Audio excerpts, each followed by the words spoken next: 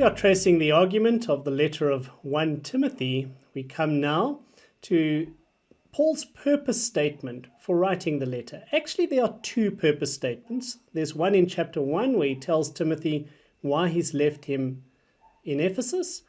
And there's another one here in 1 Timothy chapter 3, verses 14 to 16. This is part of Paul's purpose statement for writing the letter. So let's trace the argument of 1 Timothy chapter 3, verses 14 to 16. Verse 14 is a big idea.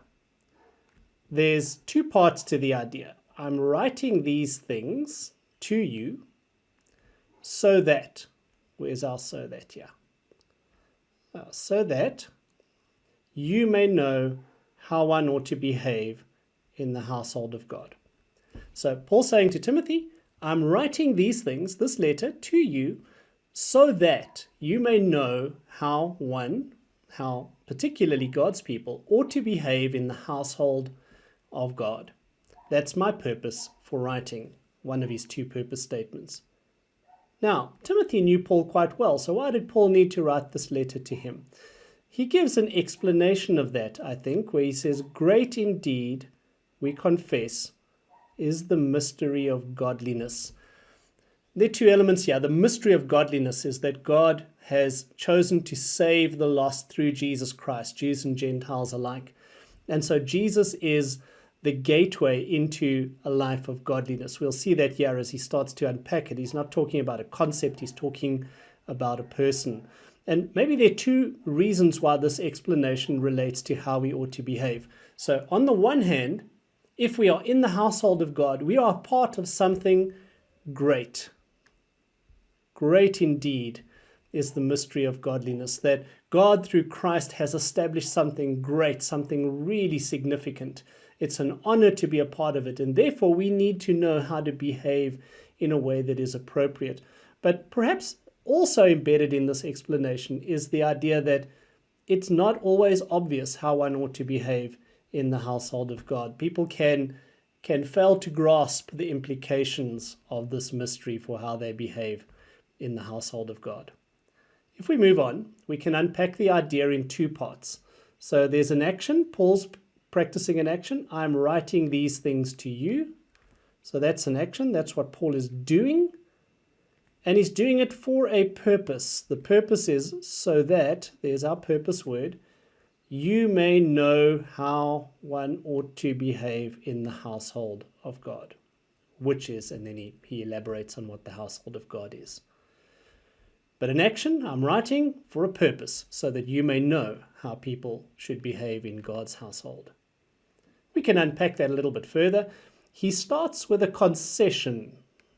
The concession is, although I hope to come to you soon. I rephrased the ESV just fractionally here to make the concession obvious. So although I hope to come to you soon, I'm not sure I'm going to get there. At least not sure I'm going to get there on time. So I'm writing these things to you. And then when he talks about the purpose statement, he unpacks it in two parts. First, there's a condition. If I delay. So if I get there as I hope on time, I would just tell you these things. But if I delay, or if I am delayed, because I've written to you, you will know how people ought to conduct themselves in the household of God.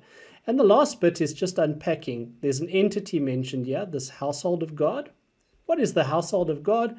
Well, he describes it. It is the church of the living God, which is the pillar and buttress of the truth. So how we behave in the household of God has to do with how we behave as members of God's family, part of his community on earth, the church, which ought to be a pillar and buttress of the truth. The church is that, but sometimes God's people behave in ways that don't reflect it. And he then turns to his explanation. So if we start to unpack this explanation, it really only has two parts. First, there's a fact. The fact is that great indeed is the mystery of godliness. So there's a great mystery that God chooses to save lost sinners, Jews and Gentiles alike, through the work of Jesus Christ our Lord. This is a great mystery, often misunderstood by people of the day and indeed people of all days. It's a great mystery. In other words, it's often not realized, not understood, and its implications are overlooked. Therefore, Paul is trying to explain what living in the light of this great truth looks like. But it's also a great truth. It's a great responsibility for those who know it, and therefore they need to live in the light of it. Well, what is this mystery of godliness that he's talking about? He then interprets the mystery of godliness, and it's all about a person. This he is Jesus, and maybe Paul's referring to a famous saying or a hymn that was known at the time, but he then lists a variety of truths that are foundational beliefs about Jesus. He was manifested in the flesh, vindicated by the Spirit through his resurrection, seen by angels, proclaimed among the nations, believed on in the world, and taken up in glory. So Paul anchors his purpose by saying to Timothy, I'm doing something, an action, I'm writing for a purpose, so that you may know how people ought to conduct themselves in the household of God.